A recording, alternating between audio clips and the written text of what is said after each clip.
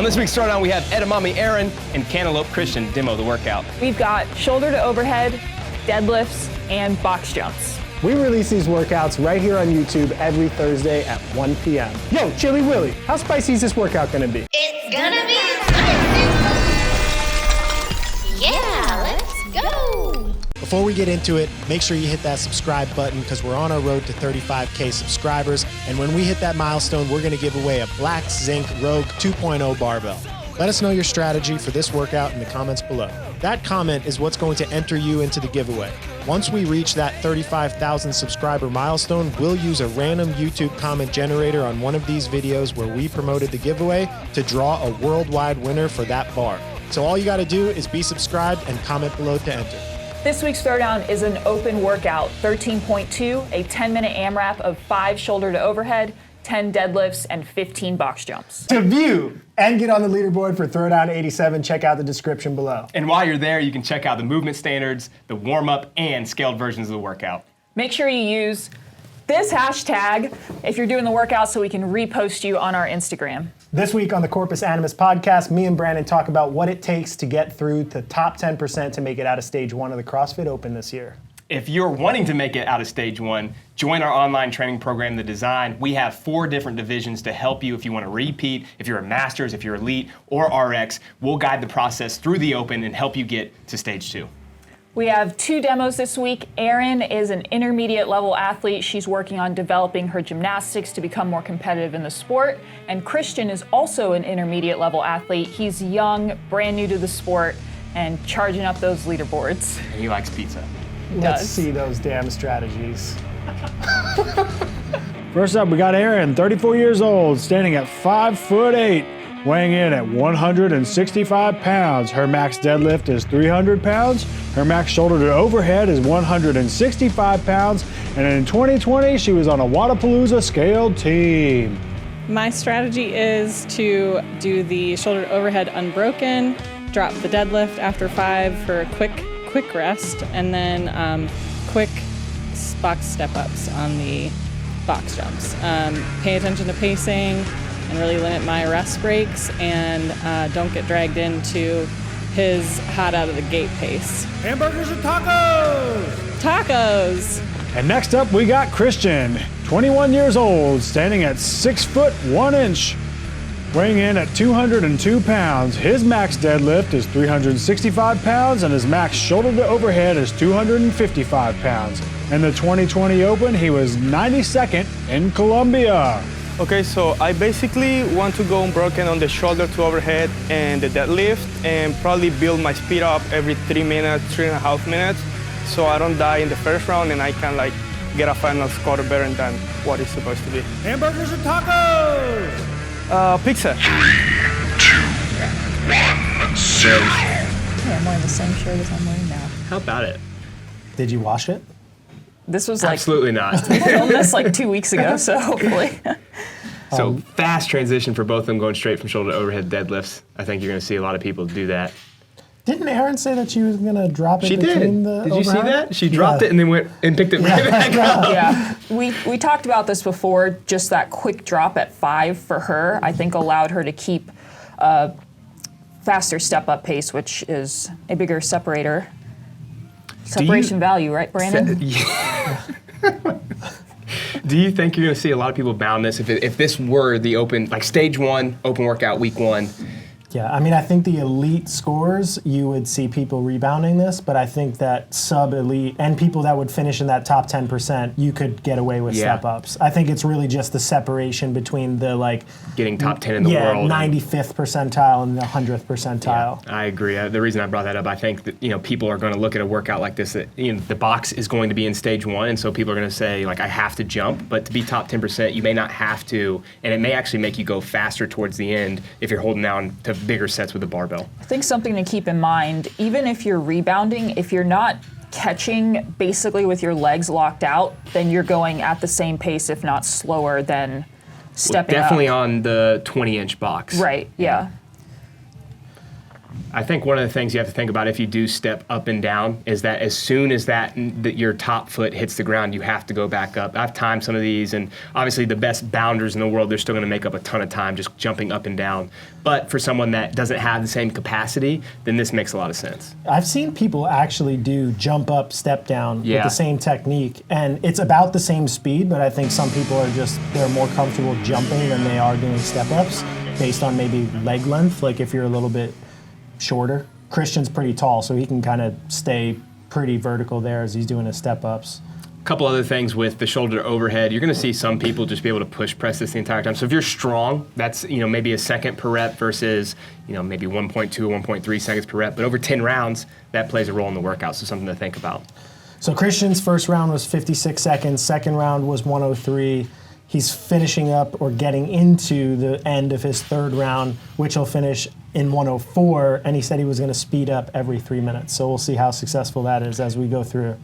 The key to a workout like this is to minimize the deterioration after, halfway through the workout, after your fifth or sixth round, whatever you're going to get to. So I think you got to think about it. You reverse engineer the workout. Like, hey, I want to get 10 rounds. It's 10 minutes. I'm going to try to hold a minute per round split. That doesn't mean go out at 40 seconds, try to bank time, because it's just unrealistic to be able to hold something close to that. But it also means you can't go 115 and then try to speed up. It's just really hard to build negative splits into a workout like this. We looked up the splits right before this of the people from the actual 2013 Open, which is where this workout came from. And the female score was basically 1 rep less than finishing 13 rounds, and guys were 12 plus. Yeah. What do you think it would be now?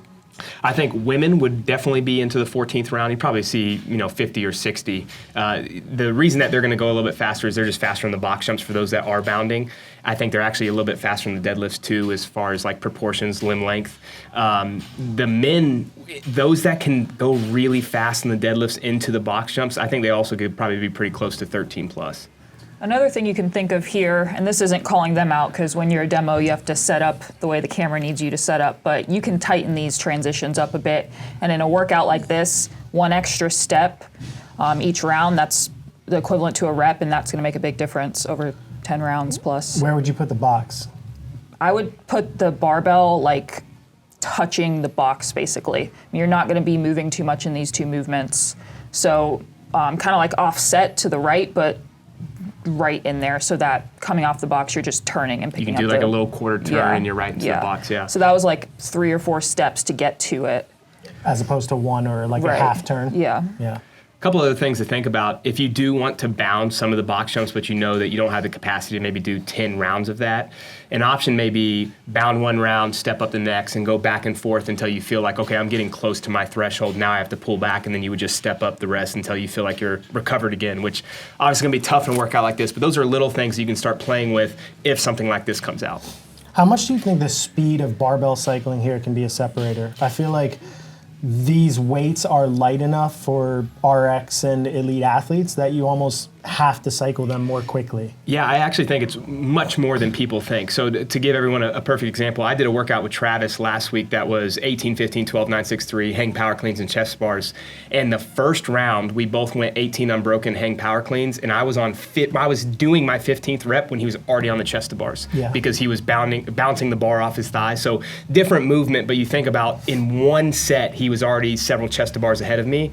And something like this where there's 15 barbell reps per round and people are going to get 12 or 13 rounds, there's a huge separation value there if you know how to go fast and it's not causing you to redline. Yeah, excuse me. I think there's something to think about with people. If you have some sort of athletic competitive advantage of speed, figuring out how to take advantage of that if you know that you're not going to be able to endure no matter what. So maybe moving really fast through both of the barbell movements, slow transition, slow box step ups, and going through the workout that way could potentially be a strategy for those that aren't really enduring and can kind of hold that red line pace the entire 10-minute window.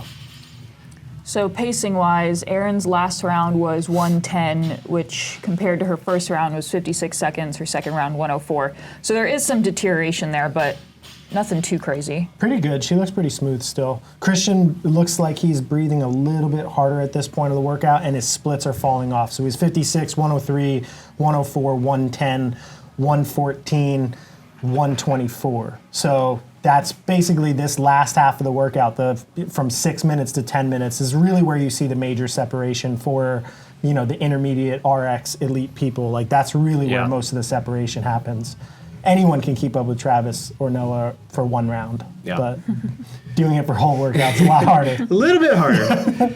One of the things that you may see that will be different in a workout like this is the female weight. They have prescribed more often 80 or 85 pounds when it's 115 for men. So that may be something to play around with for the females that are watching. Yeah, the female loading has changed over the years. I know Mia loves the consistency that the sport has brought to the female load selection. But we'll see what it comes out to in 2021. It's a new year, new leadership. We'll see if you get your consistency. It's just cool wish. how the men's weight are always consistent, and we just rotate around that. So you see Christian is starting to get a little shoulder fatigue and he's having to really dip underneath it. I mean, the reality is it's like if it gets heavy, you're going to have to do that. But for those males or females that are really comfortable with shoulder overhead, I would say try to get those, knock those out as quickly as possible with either a push press or really like almost like a pseudo push jerk where you're barely dipping underneath it and then standing back up. Yeah. So something Erin's doing on her step-ups right now is meeting her other leg to the box and standing up all the way with both legs. I think that helps you hit hip extension just slightly faster. If you watch Christian, he's basically stepping all the way up with one leg and it's like a slow extension at the top. If you can figure out how to get that back leg onto the box sooner, I think it's quicker and also a little bit easier because you're not doing the full step up on just one leg. You're almost doing like an air squat on top of the box. Yeah. You can see how quick Erin's transition. She's done a really good job. She said she was going to take that quick break with the deadlift she has. It's basically a drop, deep breath, and then she's back down, which I think is a really good strategy. It's really just not controlling the eccentric of one rep. For sure. Just letting go and grabbing, which I personally really like that strategy. Yeah, as do I. I think also just like being able to get that one breath, especially for those that start holding their breath on deadlifts after a while. So Christian is getting through, he just finished round 8. His Is that right? seventh. No, Seventh round, 8:29. so he finished round 7. So that round was 1 minute and 38 seconds. Yeah, so the separator amongst them two right now has really been in the barbell. Christian was doing 5 unbroken, straight down to the ground, 10 unbroken. Now it's 5, big break, 5 deadlifts, break, 5 deadlifts. I say big break. It was probably like 5 to 7 seconds, but It's a big break for this workout. Yeah, for this one specifically. For these movements. It's really good to see the difference between how they're managing their rest breaks. And this is kind of like all the difference on the leaderboard, especially if you're trying to fight for that top 10%. You're going to have to probably be closer to what Erin's doing without those really short breaks and just trying to chip away at the box step-ups or whatever you want to do with your strategy instead of taking those 5 or 7 second breaks because those catch up after a while. She did a great job there. She recognized it was the last time on the barbell, so she went straight from overhead, punched it into the ground, and held on for 10. Yeah, this is another time too. If you do step-ups and you're coming to the if you do step-ups and you're coming to the end of the workout and your step-ups are slowing down, if you have an ability to finish and kick and do some rebounding box jumps, it might be able to get you into the next movement on the barbell. So it might be a time to like try to go from stepping to jumping late in the workout. And they're both doing a Easier said good than job done. of pushing the pace good on transition those. by Erin. Get that kick. Great job, guys. Very good. Project Pat, do your thing. Tacos, tacos, tacos. Yo, Chili Willy, how spicy is this workout gonna be? Yo, Chili Willy, how spicy is this workout gonna be?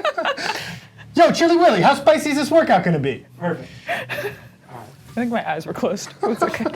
Did we miss something? Yeah, credibility. It's a wrap, you know what I'm saying? Your boy Project Pata in this thing, man. Hey, look, man, thank y'all for watching Train Think Tank's YouTube channel. Y'all hit that motherfucking subscribe button, you know what I'm saying? So y'all go ahead, man.